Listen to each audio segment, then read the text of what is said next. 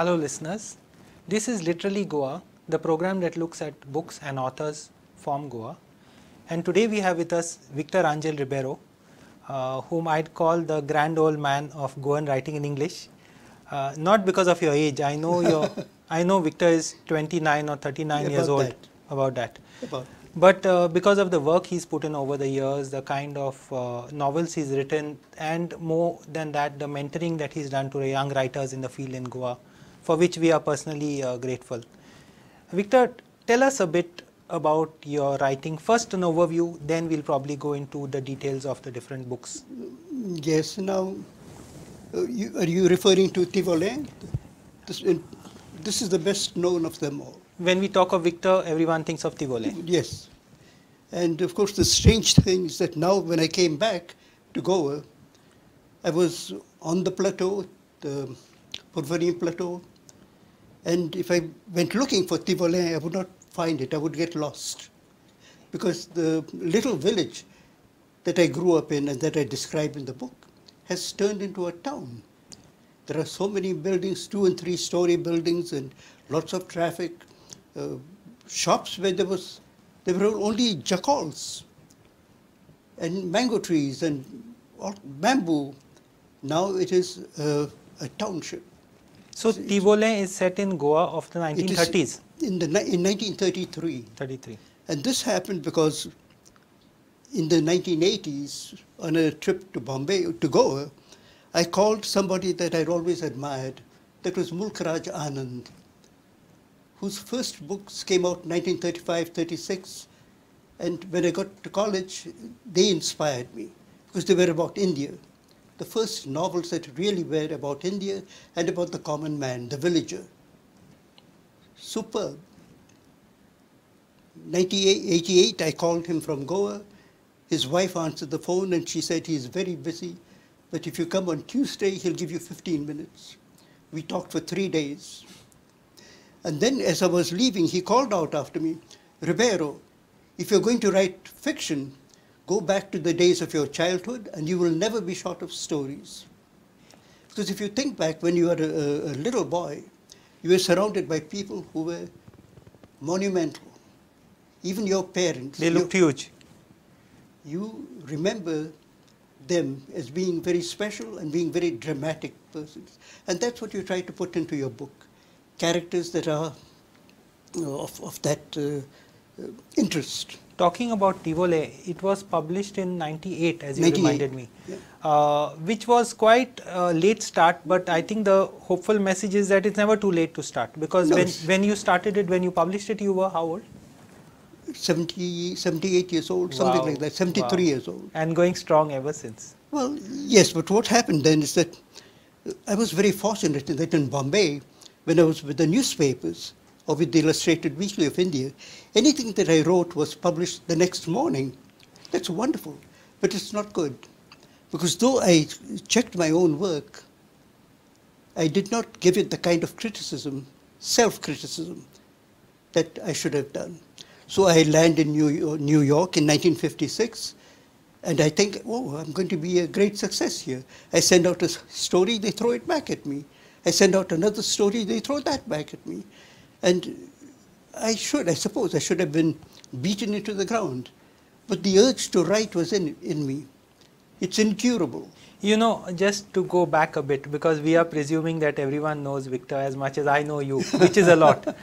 But, you know, I think we need to underline that you had many different careers. You were first a journalist, then you worked in advertising, and then you went to New York. You rose in a very hard way to become the music critic of the New York Times. Right. And then you started your own music shop in I took over a music shop. I was with the advertising agency, and he took me on in spite of himself, the owner of the agency, because he felt that I was not a fit for him. He was a one-man agency, and I had been with J. Walter Thompson, which was the biggest agency in the world at that time. But we were talking about movies, and I said to him that I saw Cary Grant in The Plainsman. He said, "You saw Cary Grant in The Plainsman, you're hired." That makes no sense, right? But there was a connection that I see. took place there because of a film actor that both of us had admired, and he took me on, and the business grew. But 4 years later, I said to him, look, we have quadrupled our business, make me a partner. And he said, I can't do that. That set me to thinking. I was studying music. I was also conducting.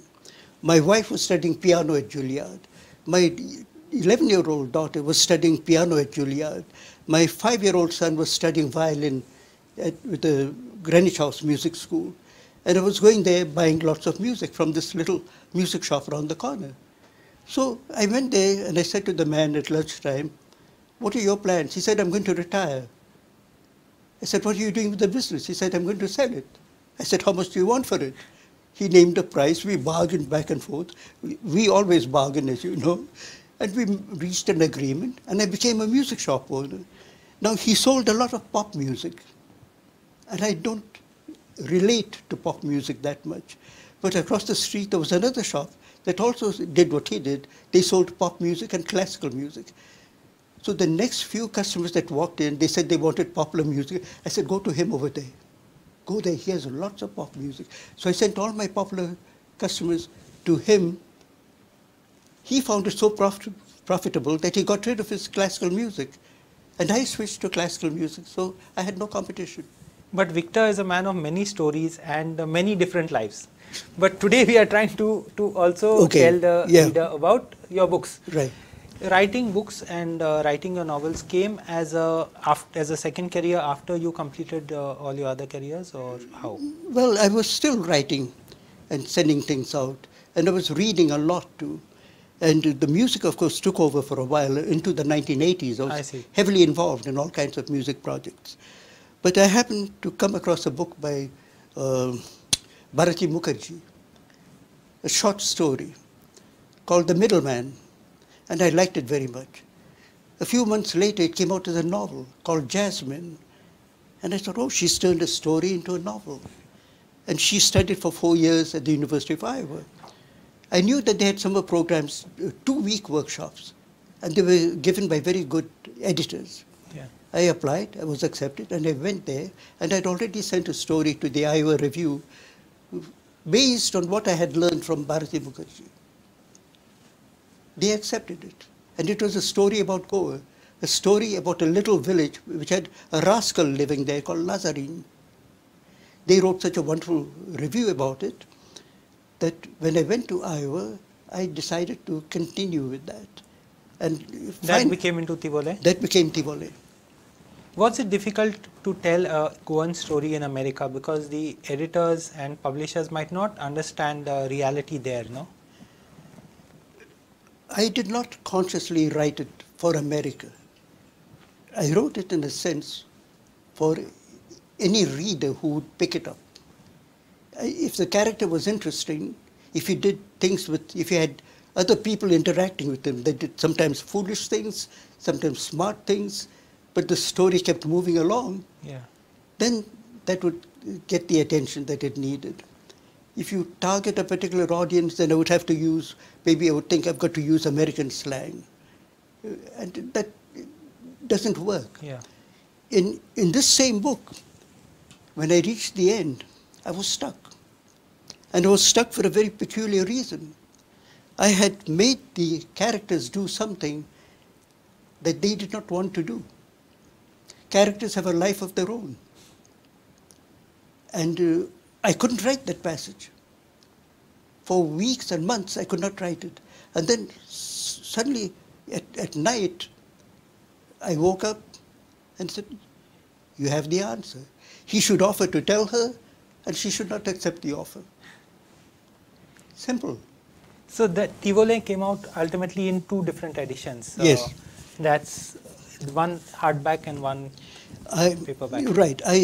When I spoke to the publisher there, I said I want it published in India as well. And I wanted Penguin to do it because Penguin published Mulk Rajana. I see. That had a special meaning for me. And they agreed readily, so that was great. Loving Aisha would be your collection of short stories. Yes. A bit about it. The titled story, Loving Aisha, is like a novella. It's quite long. And it is actually part memoir, because it tells the story of what happened with me and with some other people, friends, that you may know. You'll know the names. Correa Afonso, John Correa Afonso. He became a well-known writer and scholar, priest. We were all together there. And I fell in love, as young people do. First with one sister. And a year after I was so interested in her, she told me, Victor, I'm going to be a nun. So that was the end of that. But she introduced me to her younger sister who had just joined college. And I fell in love, and it was mutual. And it was wonderful. It was such a tremendous time in my life. 3 years into that, I take her to the movies. I drop her off at St. David's College, and she says, pick me up tomorrow morning. Teach me how to ride your racer bike. I knock on the door, and I hear a child crying, and a little sister comes to the door and says, she never wants to see you again. Just like that. I see. It was shattering. She too had a vocation. I see. She became a nun. Oh gosh. Right. Now, I had a very happy marriage to Leah, but in 1990-something, I began getting nightmares. I would wake up in the middle of the night, some 3 o'clock, 4 o'clock in the morning, sobbing. I see. Because I would imagine that I and this young woman were going to get married, and at the last minute she was cutting it. And Leah sleeping right next to me. 3 nights in a row this happened. And then I decided, I've got to get rid of this somehow. And I began to write the story. It took me almost a week to write it, and I was crying all the time. But the moment I wrote it, that ended. Oh wow. Happy ending. But you know, you mentioned college, and we know you were in St. Xavier's in Bombay. Right. And in the past, you've told us a very interesting story about this group, the writers group that you all had, and how many of you all went on to achieve great things. Right. A little bit about that. That happened almost by accident. I had no idea that writers groups were so important. Now I know that they're all over America, and whoever joins a group, if he or she is interested enough and active enough, begins to get published and becomes well known. I knew that John was active and very interested, reading a lot. John Correa Afonso. John Correa Afonso, and doing some writing. Carmen D'Souza, who became Carmen Cargill, she also was published. She was writing. Mary Braganza was writing. Willie Borges, the brother of Dr. Ernest Borges, he was writing. So we said, let's get together. So we met once a week for 2 hours. The name of the group was? Chester Belloc Group, after Chesterton and Belloc, the two Catholic writers, very famous in England. This is in the 40s. This was in the 1941. 41. My first year in college. I was 15 when I joined. I see. Because in those days, we only had 8 years of school. I see. So we could go as kids into college. And that group met once a week, and once a month we published a little typewritten paper. Any copies of it still around? I wonder. I don't know that anybody would have them. But we called the paper IT, IT. After it was the magic word in those days, for glamour or whatever. I see. And it was distributed, or it was Yeah, it was distributed in the college. Typewritten, cyclostyled? Yes. No, typewritten. No, typewritten and then cyclostyled. Cyclostyled. Wow. Or mimeograph, whatever. So everyone from that group went on to achieve something? Yes, they do, in various ways. Now, when I gave workshops here, the result was that they formed a group here. Yeah, so coming to that, you know, I was part of the workshop at Fundação Orient, and that one workshop which you had with Margaret Mascarenhas and a few others probably, triggered off the full Goa writers group, you know, in that sense, which brought about many good things. And one of the products of the Goa writers group was this book, Inside Out. Yes, Inside Out, so, in which you have a piece that I was reading about cyberspace. Okay, yeah, just something. But, you know, I think more than the group, what was the magic about it was working together was so magical, and for that we are very grateful to you for starting it off. Because even this, while we had a few fights and a few misunderstandings on the way, we brought out 2,000 copies of this book, almost each of which has gone out, sold out, and it's not available. And you know, it brings together the synergies. I still remember the launch where Helene Durkin Menezes concealed the book in a huge bread and baked the bread and cut the bread open too. So it was magical in that sense. And as you say, writers groups are very important. Very important. So you're a part of some writers groups in the US? Yes, I am. Which is? I joined them in 1990. Which are the It's called groups? Two Bridges, because at that time, 150 years ago, there were only 2 bridges in New York City. I see. Now there are 5 or 6. But we keep the title Two Bridges. I see. And apart from those works, you've also got, of course, the Miscreants, selected short stories, Right. 1949 to 2016. Tell us a bit about this. This is a selection that includes some of the stories in Loving Aisha, but I added some others from before and after too. And the most recent one was written just before the book was published. I see. In fact, maybe 2 weeks before. Wow. Right. And it's set in a variety of, some of them in Goa, some of them in America, but the most recent one was set in Palestine of AD 0. And it came about as part of my thinking about the Bible, for example, and people questioning the miracles. People question the miracles all the time, especially the Protestants, some of the Protestants. So in this story, there's a company that has been formed to promote the careers of people, just as we have today, career builders. And they see that there's a young prophet who's coming up, who's very successful. So they write him a letter. We admire you, we like you very much, we would like to help you. Some advice. You're thinking of doing various things. You're thinking of walking on water, on the Sea of Galilee.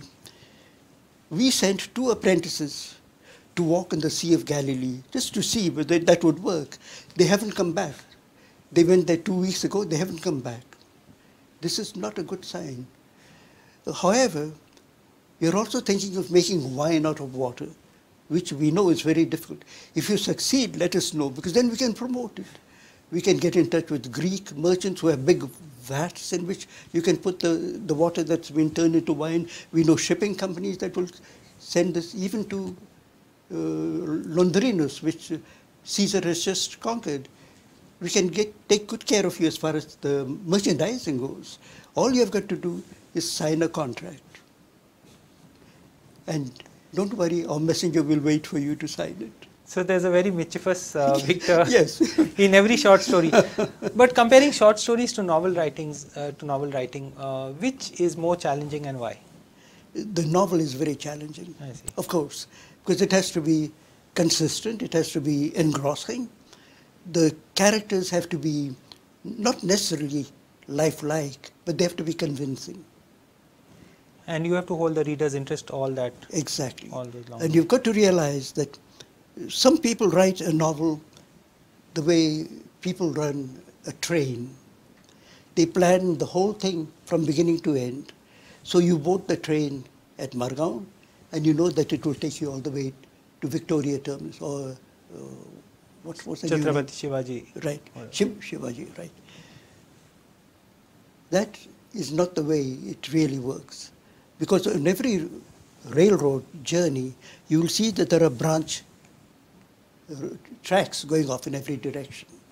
And in a good novel, one passenger will take over the train, will detach the engine, and take it in a different direction. Anything can happen along Anything the way. can happen. Keep your mind open. And you've got to, you have, as the creator, have to keep your mind open and look for opportunities like that. Also, you've got to jump back and forward to keep the reader's interest going.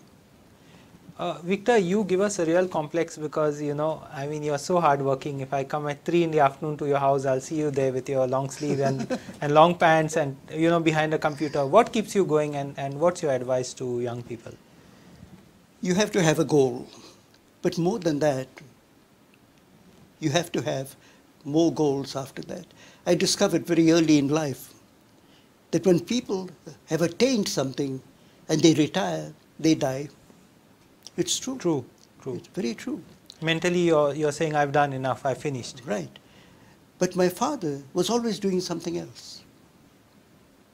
He was busy until he was 90 years old, and then he had a stroke, and the stroke killed him because he couldn't function anymore. So now, when I finished one project, I was already thinking ahead of another. When I had my quadruple bypass operation, which was a very troubling thing, because I thought, okay, I'll go to the surgeon recommended by my cousin Luis Miranda, and he'll make a small incision and fix it.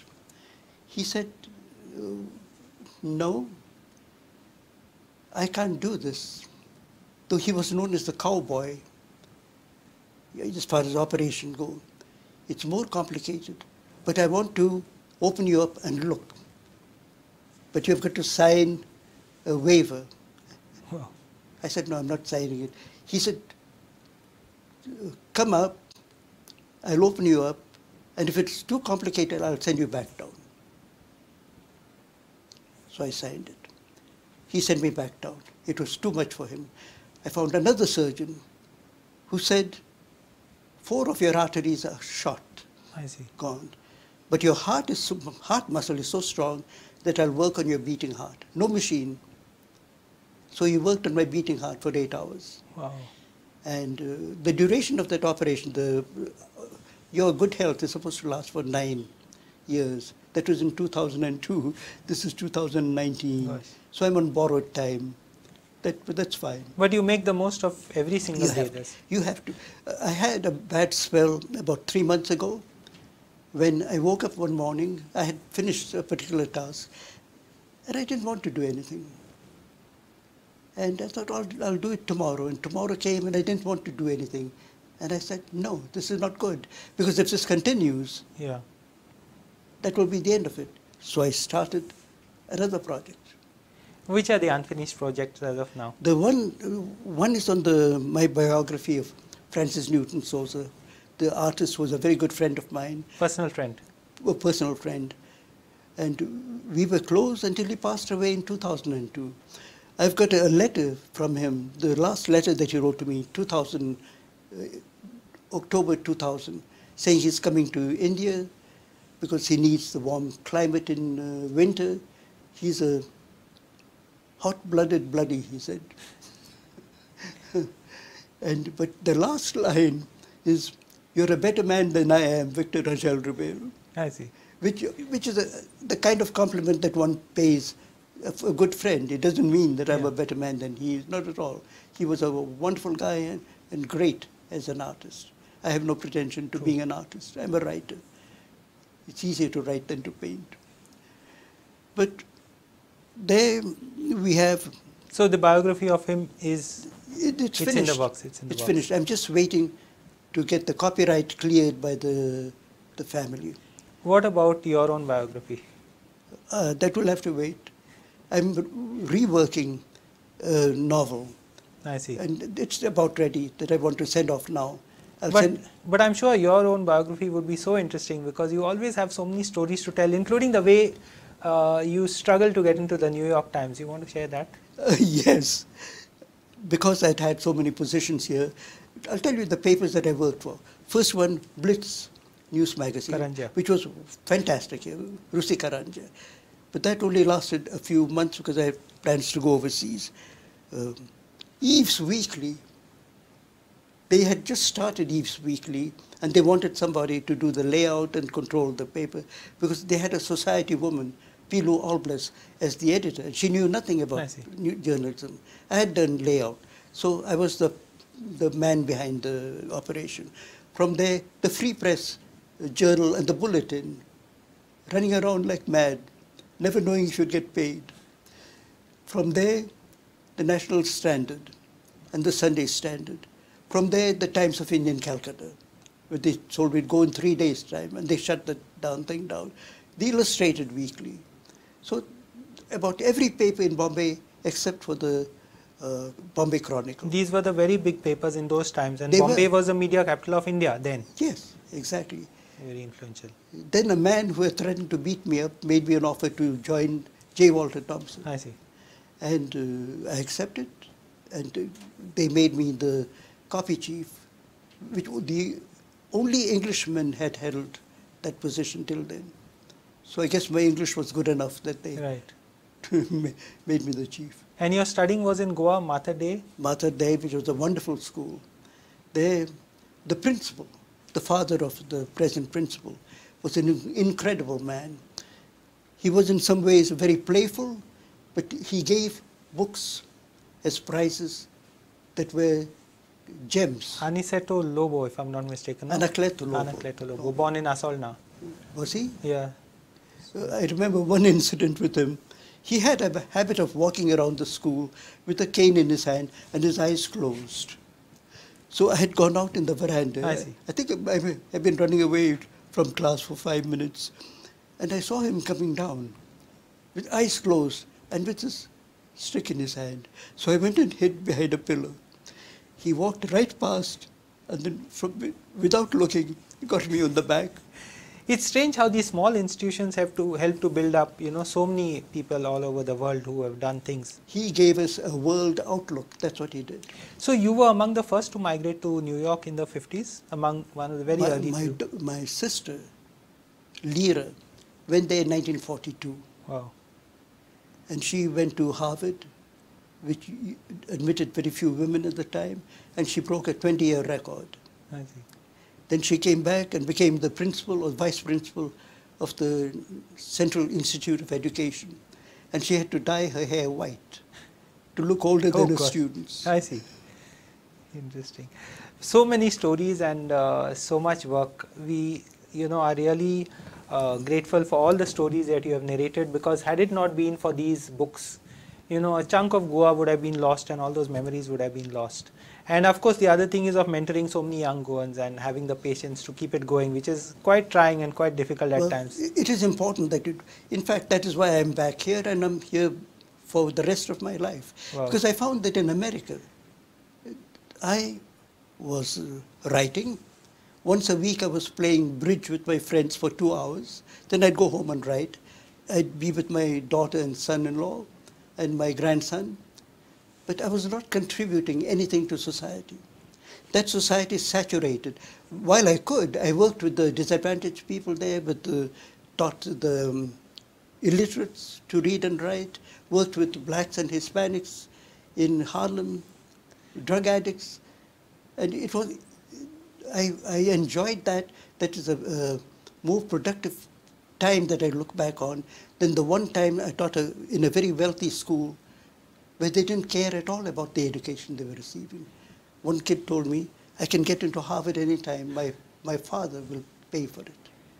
That's good news, of course, for Goa that you're here, and we hope that we can make the most of it. But just before the clock runs out, of course, we have to get the age right, because someone will accuse me of fibbing on your age. So, 93 years and young.